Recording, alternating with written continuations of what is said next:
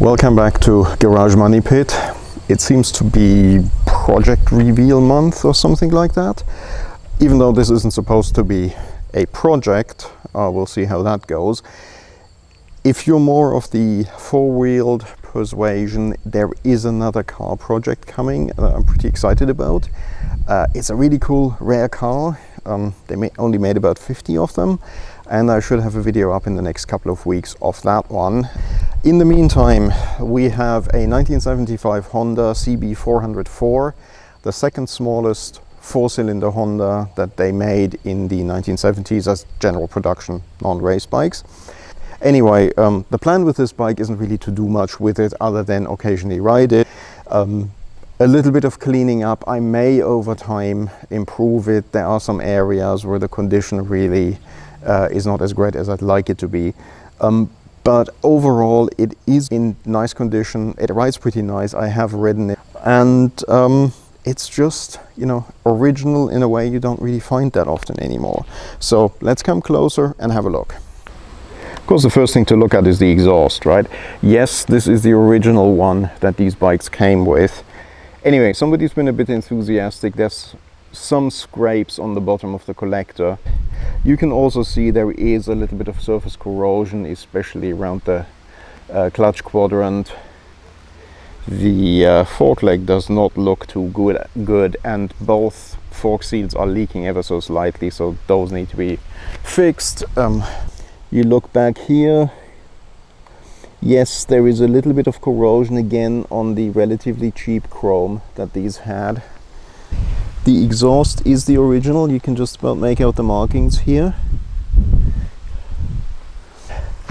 So part of the problem is I think this bike has been stored somewhere slightly damp. So the chrome in a lot of places, like the seat for example, just has surface corrosion. And I'm in two minds what to do about it. For now, I'll leave it as is, see if it begins to bother me. One of the reasons I bought this bike is look at the odometer specifically. This is supposed to be the original mileage. You can see the instruments, other than the red line marker here, are barely faded. The switches are not faded, but they're just about faded enough, so I know that they haven't been repainted. Let's pop the seat, but before we do that, have a look at the seat lock. Right, again, I don't think that's been repainted. I don't think I've seen one that has this orange piece still intact. And again, you can see there is some corrosion on the frame. It's all very minimal, which is why I don't want to necessarily repaint it.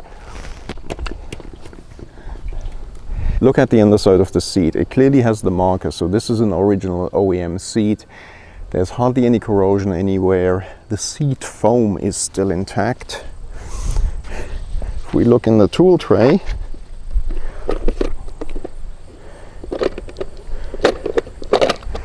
I believe this is an original tool kit. If not, somebody put together a tool kit that has the original tools in it. Those weren't, from what I can find so far, I don't think they've been marked Honda. None of the tools in there have been, but I think it's a complete tool kit in there. So we'll look at that in a future episode. And again, you know, everything is just very nice and clean. You know, in general, we'll just do a bit of maintenance on it and try to preserve it as it is. I'm not trying to turn this into like a concours restoration. Would not be cost effective, and the other thing is this is a survivor bike in pretty nice shape, so I'd like to keep it that way. Thanks for watching, and as I mentioned at the beginning, there'll be a really cool car that I'll reveal probably in a week or two. The car has stood for a while. It needs some resurrection work, not a lot. Kind of like this bike, it's in pretty good shape, but it needs a little bit of fettling. So join me in a couple of weeks and we can have a look at what car I bought. Thank you.